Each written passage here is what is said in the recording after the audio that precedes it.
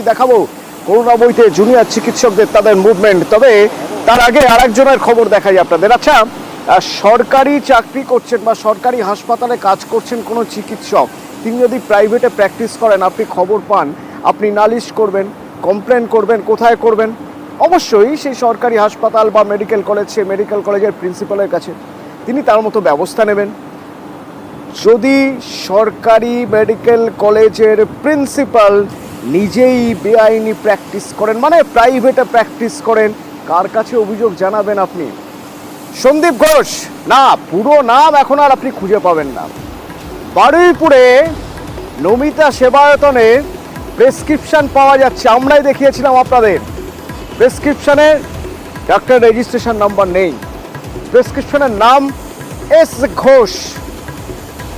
Sandeep Ghosh private practice করতেন। এমনকি আমরাই আপনাদের দেখিয়েছিলাম যেদিন এ ঘটনা ঘটেছে তার পরের দিন সকালে দেহ পাওয়া যায় ওই নির্যাতিতা ডাক্তারি ছাত্রের, তার 9 তারিখে। 8 তারিখ অর্থাৎ ঠিক আগের দিন, সেদিনও প্রাইভেট প্র্যাকটিস করেছেন ওই নমিতা সেবায়তনে। সেখানের প্রেসক্রিপশন তো তাই বলছে।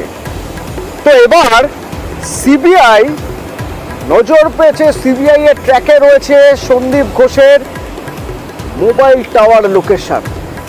দেখা যাচ্ছে 8 তারিখ সন্ধ্যাবেলায়, 8ই আগস্ট, ওই বারুইপুরের আশপাশে সন্দীপ ঘোষের মোবাইল টাওয়ার।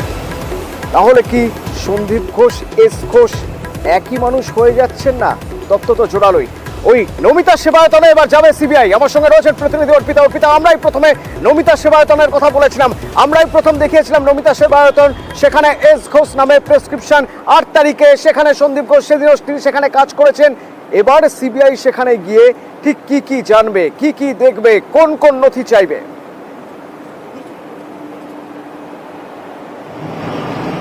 দেখো, সিবিআইয়ের স্ক্যানারে এবারে বারুইপুরের এই নমিতা সেবায়তন, যেখানে কিনা এই আরজিকরের প্রাক্তন অধ্যক্ষ সন্দীপ ঘোষ তিনি প্রাইভেটে প্র্যাকটিস করতেন। প্রথমেই তোমাকে বলে রাখি যে সিবিআই আধিকারিকরা প্রথমত এই গোটা বিষয়টাকে নিয়ে তার আগে খতিয়ে দেখছে, তারা যে ডকুমেন্টগুলো সেগুলোকে তারা আগে ভেরিফাই তারা করছেন। তার কারণ এই যে সন্দীপ ঘোষ, তার যে মোবাইলের টাওয়ার লোকেশন, নির্যাতিতার যেদিনকে দেহ উদ্ধার হয় ঠিক তার আগের দিনের যে টাওয়ার লোকেশন দেখা যাচ্ছে বারুইপুর স্টেশন সংলগ্ন। অর্থাৎ সিবিআই এর দাবি যে যেদিন দেহ উদ্ধার হয় অর্থাৎ 9 তারিখ, তার আগের দিন 8 তারিখ কিন্তু বিকেলের পর থেকে এই বারুইপুর সংলগ্ন যে এলাকা, বারুইপুর স্টেশন সংলগ্ন যে এলাকা, সেখানেই এই সন্দীপ ঘোষের মোবাইলের টাওয়ার লোকেশন পাওয়া গিয়েছে। শুধু তাই নয়, গত কয়েক মাসের যদি টাওয়ার লোকেশন দেখা যায় তাহলে সিবিআই সূত্র থেকে খবর যে সন্দীপ ঘোষের টাওয়ার লোকেশন মাঝে মধ্যেই বারুইপুর স্টেশন সংলগ্ন এলাকায় থাকতো, তেমনটাই অন্তত মোবাইলের টাওয়ার লোকেশনের সূত্র ধরে তারা তেমনটাই দাবি করছেন। ফলে এই যে নমিতা সেবায়তন, সেই সেবায়তন কিন্তু এবারে সিবিআই এর স্ক্যানারে। তার কারণ এখানে যে সন্দীপ ঘোষ তিনি যে বেনিয়ম করে সেখানে তিনি প্রাইভেট প্র্যাকটিস করতেন, সেক্ষেত্রে কর্তৃপক্ষ কেন কোনোদিনও কিছু বলেননি বা কেন তাকে আড়ালের তারা চেষ্টা করছিলেন? তার কারণ তাদের যে প্রেসক্রিপশন, সেই প্রেসক্রিপশনে উল্লেখ রয়েছে ডক্টর এস ঘোষ, অর্থাৎ সন্দীপ ঘোষের পুরো নাম নেই, লেখা রয়েছে ডক্টর এস ঘোষ, এবং প্রেসক্রিপশনে কোনো রেজিস্ট্রেশন নম্বর নেই। অথচ তাদের যে পুরনো যে লিফলেট বা যেখানে ডাক্তারদের লিস্ট, সেখানে ছিল ডক্টর সন্দীপ ঘোষ, যিনি কিনা বৃহস্পতিবার 5:30 থেকে 6:30 পর্যন্ত বিকালবেলা তিনি বসেন। কিন্তু সন্দীপ ঘোষ সিবিআই এর র্যাডারে আসতেই বা সন্দীপ ঘোষকে যখন গত 16ই আগস্ট সিবিআই এর স্পেশাল করাপশন ব্রাঞ্চ সল্টলেক থেকে তাকে তুলে নিয়ে এসে জিজ্ঞাসাবাদ শুরু করে টানা 18 দিন, এবং সিবিআই তাকে গ্রেপ্তার করে অ্যান্টি করাপশন ব্রাঞ্চ সন্দীপকে, তখন দেখা যায় এই 2 সপ্তাহ ধরে তারা আর কোনো এই ব্রোশিয়ার বা কোনো লিফলেট তারা দিচ্ছেন না।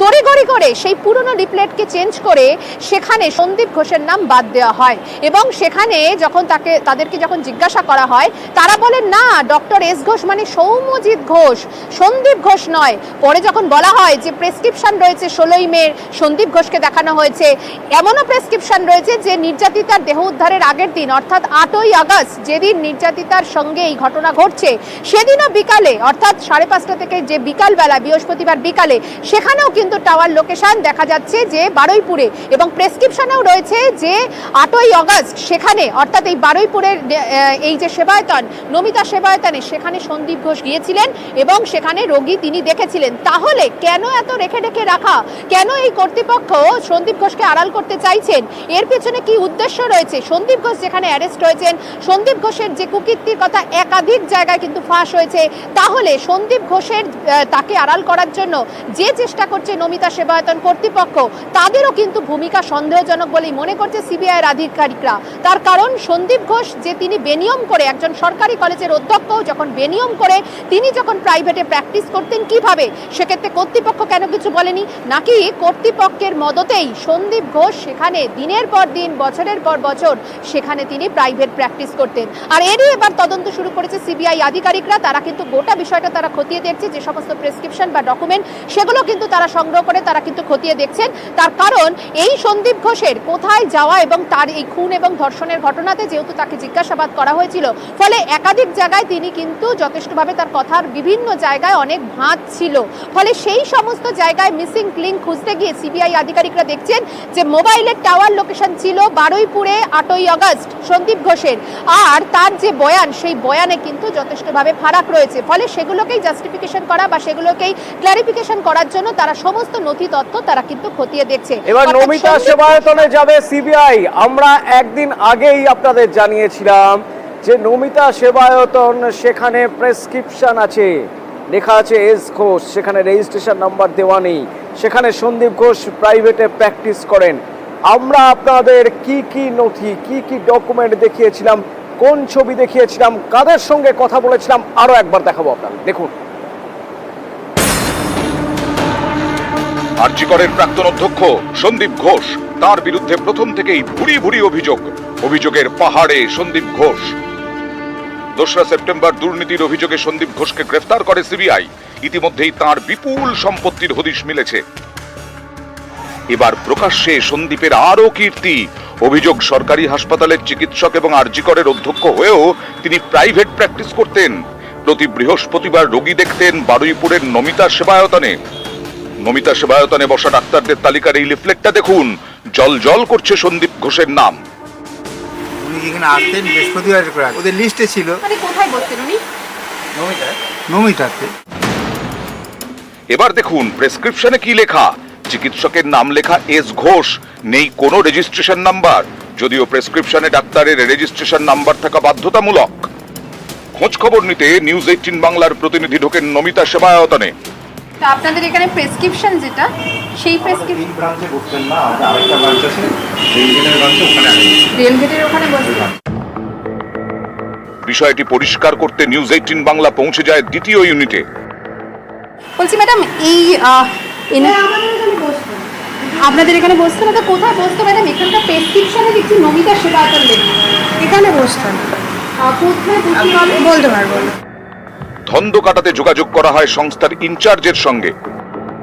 আপনাদের এখানে এস ঘোষ অর্থোপেডিকের যিনি ডাক্তার, অর্থোপেডিক্সে ইনি বসতেন, রিসেন্ট পাস্টে তিনি গ্রেপ্তার হয়েছেন, সবটাই জানেন। কবে থেকে এখানে বসতেন?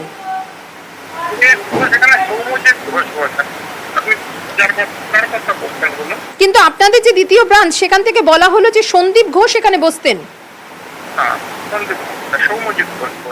আচ্ছা, সন্দীপ ঘোষ বলে এখানে কেউ বসতেন না, মানে আরজিকরের যিনি প্রাক্তন অধ্যক্ষ যাকে গ্রেপ্তার করেছে সিবিআই, তিনি বসতেন না বলছেন।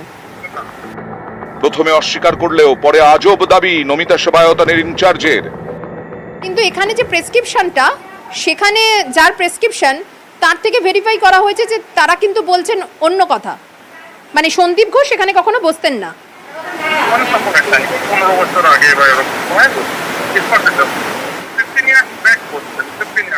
15 বছর আগে বসতেন। এখানেই অনেকের প্রশ্ন, 15 বছর আগে বসলে প্রেসক্রিপশনে কিভাবে চলতি বছরের মে মাসের তারিখ দেওয়া? শুধু তাই নয়, অনেকের এও প্রশ্ন, বেনিয়ম ঢাকতেই কি প্রেসক্রিপশনে সন্দীপ ঘোষের জায়গায় লেখা এস ঘোষ? শাক দিয়ে মাছ ঢাকতেই কি রেজিস্ট্রেশন নাম্বার নেই প্রেসক্রিপশনে? স্থানীয়দের অনেকে বলছেন, আরজিকরের ঘটনার পর ডাক্তারদের নামের তালিকার লিফলেট বদলে ফেলেছে বারুইপুরের নমিতা সেবায়তন, তাই তাঁদের নতুন লিফলেটে নেই সন্দীপ ঘোষের নাম। ক্যামেরায় খোকন দাসের সঙ্গে অর্পিতা হাজরা, নিউজ 18 বাংলা।